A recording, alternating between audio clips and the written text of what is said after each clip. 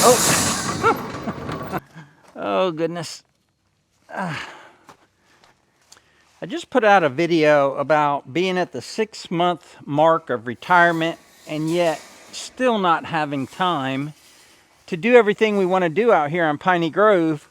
Well, today that just got even worse, because on the left side of the screen you'll see our new animal stalls from Tartar, and that means that Deb is now on the waiting list for 2 mini cows, 2 baby doll sheep, 2 miniature goats or pygmy goats, and I think 2 miniature donkeys, something like that. But anyhow, she's on the waiting list from a local farm that specializes in those type of animals. So all the work we've been doing up till now has been great, but there's still a lot more work to do. We've done a lot of perimeter fencing, but now we have to do some internal cross fencing for the animals. But we also have to do some predator control. So we're mostly fenced around the property, but there's a couple places on our new fencing where things are coming underneath. And also, it is fawning season for the white-tailed deer, and we have a little spotted white-tailed fawn on the property. Bella actually jumped it out of the food plot the other day, and the thing is just little and tiny, and Bella's really fast, but somehow the deer evaded Bella. The deer went back into hiding, and Bella has no idea where the fawn went. But we got some video cam footage of the deer going along the back, but also there is a little low area under the fence, and our neighbor's little dog, his name is Little Man, and we like Little Man, and we like Bella playing with Little Man, but only when he's an invited guest. We don't want him to have free roam onto the property, so we put a trail cam there, and sure enough, he crawls under the fence whenever he wants to come on to Piney Grove. So here's a sneak peek of the barn layout. There's going to be 3 stalls. They're 117 inches, which is about 10 feet. So they'll be 10 by 10 by 10 or 10 by 10. And they'll come out to about the edge there where that white trim is on that red feed room. But before we can do that, we got to spray foam that east wall, because as you know, the sun rises in the east and that wall gets really, really hot.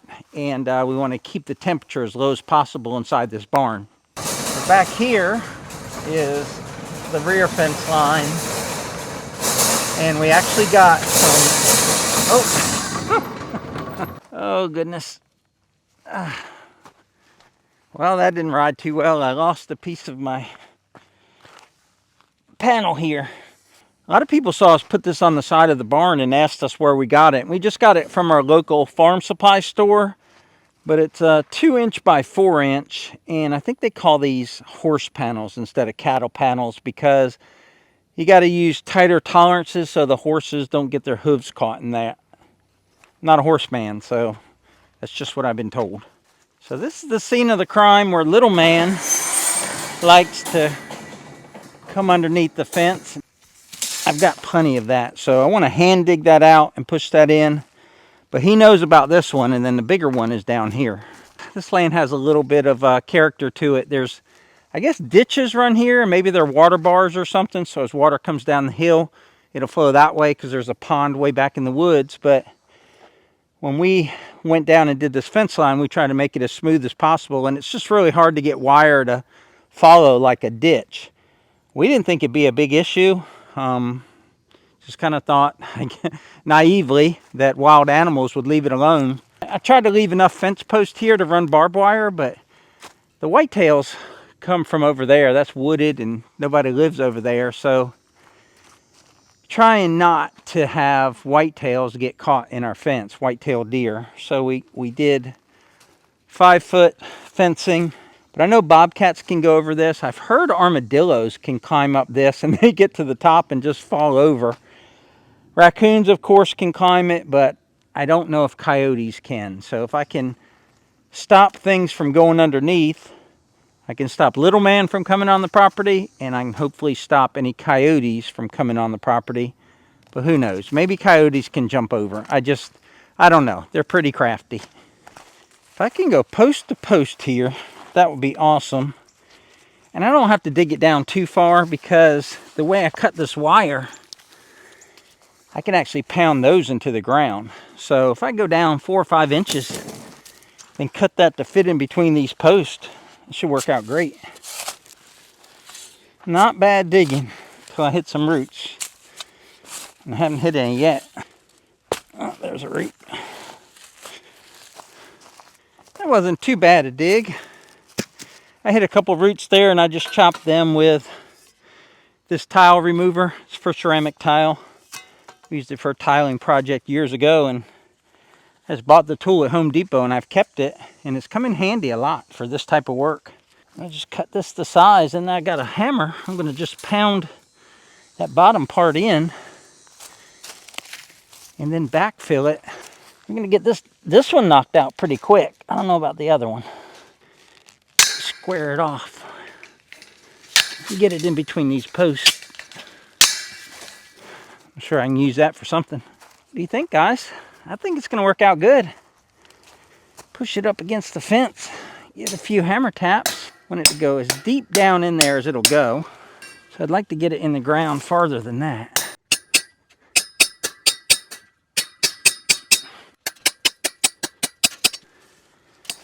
Well, it doesn't like go down like I thought it would. So I think I can pound it a little more, but I don't know. I'm going to keep working it. Well, I think I figured out why it wouldn't go down. One is that there's, I don't know how many of these, 60 or 70 of these that have to go in the ground. And they got to go in kind of at the same time. Each one of those individual pieces of metal have to find their own way through the dirt here. And underneath there's roots and clay. So basically you got to dig as far down as you want it to go. You can't expect to pound it in as far as I thought you possibly could pound it in. Like right now, it won't go down because that end is being held up. Because I redug this a few seconds ago and made it deeper, but I still didn't get it quite deep enough. We started here, and I was able to get it about halfway, and then I pulled it out and redug it. At that end, I'm almost down to the bottom of this square. So it's down a lot farther than it needs to be up here. And it's at an adequate level down there. So I'm going to wire it up to this fence here with just some, I think this is rebar tying wire. And then I think I'm going to come back with some wet clay and put in the trench here and pack that clay in with a compactor. And that way, when that dries, first of all, you got the wire deterrent here.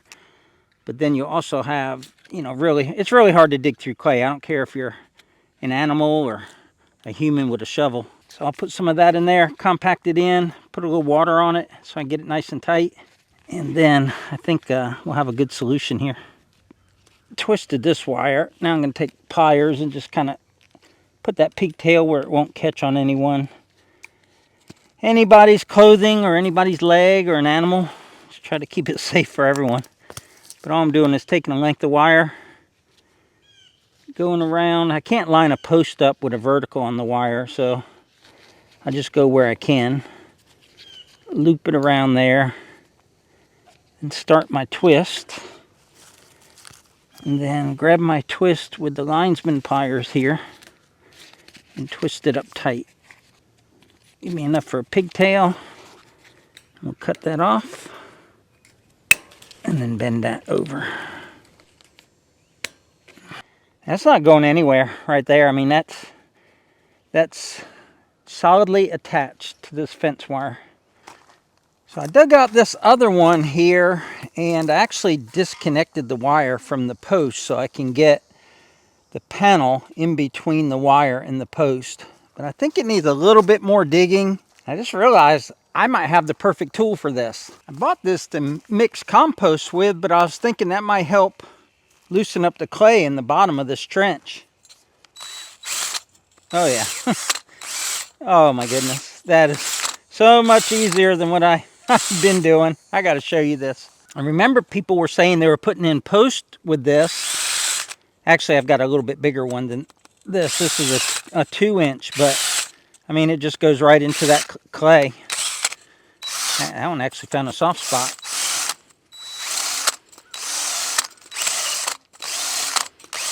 And that clay's pretty hard. I mean, it was real easy to dig up here, but it gets a little harder down there. It was tough to get behind this post, but I can put this right there, clean it right out.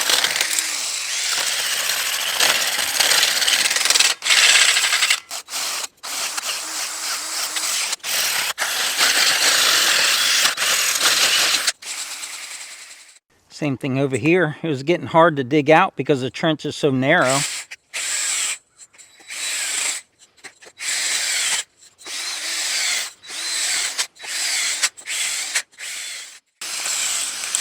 Man, I wish I had thought of this earlier. Talk about something that saves a lot of work.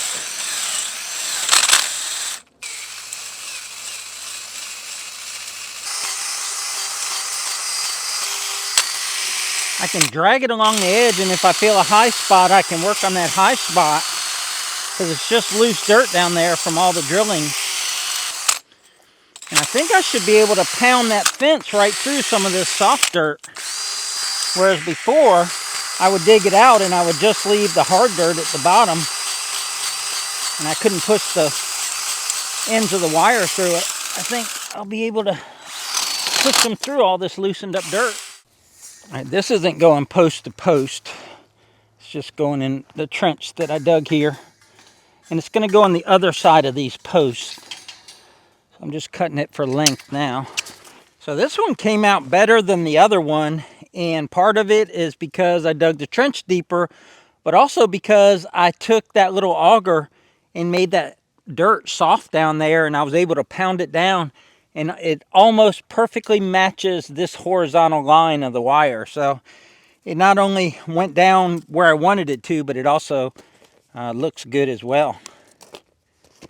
Get a few wire ties on here, and then we'll go to the last step. It's going to require a tractor, because everything on Piney Grove requires a tractor.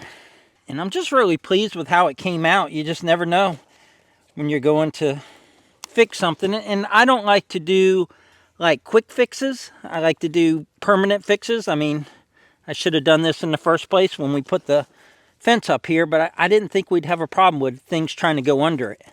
I definitely learned my lesson. So when we do any more fencing out here at Piney Grove, I'll make sure that we not only get it tight to the ground, but in places where the ground is uneven, we'll either build it up with some extra dirt, or we will dig the fence down lower.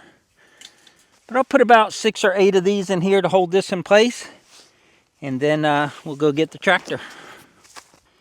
It's all done. We've got the cattle panels attached to the fence wire, and we've smoothed out all the dirt that we pulled out of the trench. Come up here and look at this other one as well, but now it's time to go get the tractor. I like the way it looks. I think it's going to not only be functional and look good, but I think it's going to last as long as the fence lasts. So here's my secret weapon. I get to use my super cool Vevor plate compactor. I'll get some clay in the tractor bucket, then I'll pack it with this. It'll be really hard for anything to dig under it then. I'm going to try and get some of that red clay in the bottom. Hopefully it has a little bit of moisture. It'll pack better.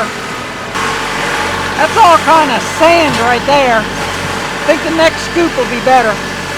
I don't know what it looks like at that angle up there, but it feels pretty steep down here on the seat of the tractor.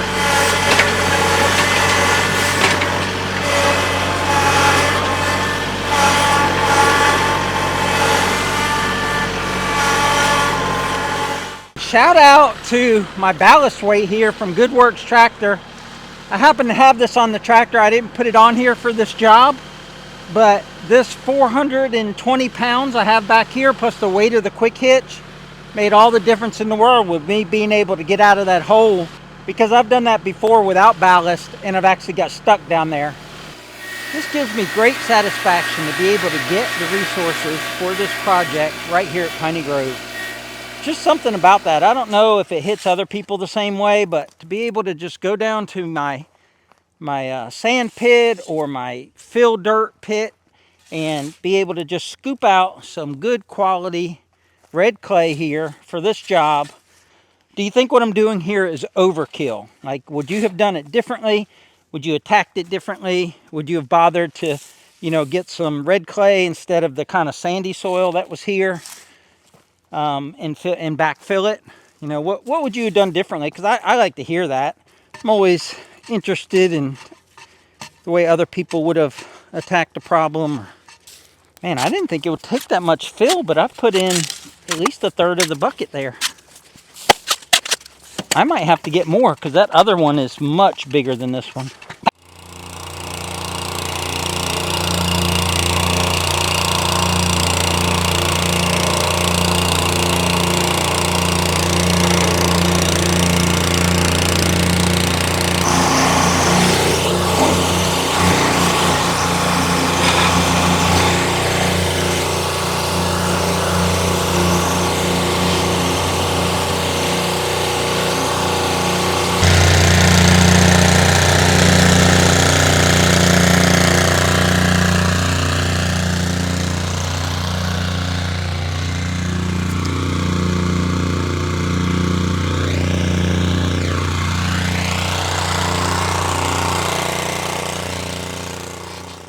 I got down in the bottom of that hole and dug it out some more and got some good, nice, moist red clay there. So I hardly have any sand in this bucket. I'm not going to make you guys watch me do what I just did over there again, but we'll leave you with some closing footage of it all done and what it looks like. But I wanted to take a second here to tell you guys how much y'all mean to us out here at Piney Grove and all the opportunities that, because of you guys, that companies provide to us to demonstrate their equipment. It's a great experience for us with YouTube, and we have you guys to thank for it. But that'll wrap it up. So until next time, y'all take care out there, and remember, life's short, tractor hard, and check out these two videos right here. They're pretty cool too. We'll catch you on the next one. Take care, guys.